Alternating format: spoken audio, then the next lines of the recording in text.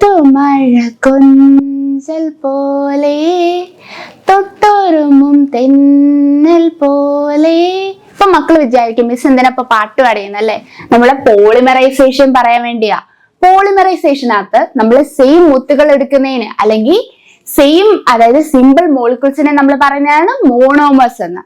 ഈ മോണോമേഴ്സ് എല്ലാം കണക്ട് ചെയ്ത് വലിയ ചെയിൻ ആവുന്നു, അതിനെ പറയുന്നതാണ് പോളിമർ എന്ന്. ഈ പ്രോസസ്സിനെയാണ് നമ്മൾ പറയുന്നത് എന്ത്? പോളിമറൈസേഷൻ. ഈ മുത്തുമഴ കൊഞ്ചൽ ഈ പാട്ട് കേൾക്കുമ്പോ ഒക്കെ എന്റെ മക്കൾ ഇനി ഓർക്കത്തില്ലേ പോളിമറൈസേഷൻ? ഇനി ഈ പോളിമറൈസേഷന് തന്നെ രണ്ട് ടൈപ്പ് ഉണ്ട്. ഏതൊക്കെ? അഡീഷനും കണ്ടൻസേഷനും. ഈ അഡീഷൻ എന്ന് പറഞ്ഞാൽ ചില ആൾക്കാരെ പോലെ, ചില ആൾക്കാരുടെ സ്നേഹം ഒരാൾക്ക് മാത്രമേ കൊടുക്കത്തുള്ളൂ അല്ലെ? അങ്ങനെയുള്ളതിനെ സെയിം മോളിക്യൂൾസ് അല്ലെങ്കിൽ സെയിം മോണോമേഴ്സിനെ ഉള്ളതിനെ നമ്മൾ പറയുന്നതാണ് എന്ത്? അഡീഷൻ പോളിമർ എന്ന്. ഇനി നമ്മൾ കണ്ടൻസേഷൻ പോളിമർ എന്ന് പറഞ്ഞാൽ എന്താണ്? നമ്മൾ സ്നേഹം ഇങ്ങനെ വാഴിക്കോരി കൊടുക്കും, ഒരാൾക്കല്ല ഡിഫറെന്റ് ആയിട്ടുള്ള ആൾക്കാർക്ക്.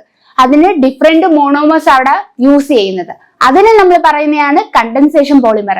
അപ്പൊ മക്കൾക്ക് ഓക്കെ അല്ലേ പോളിമറൈസേഷൻ?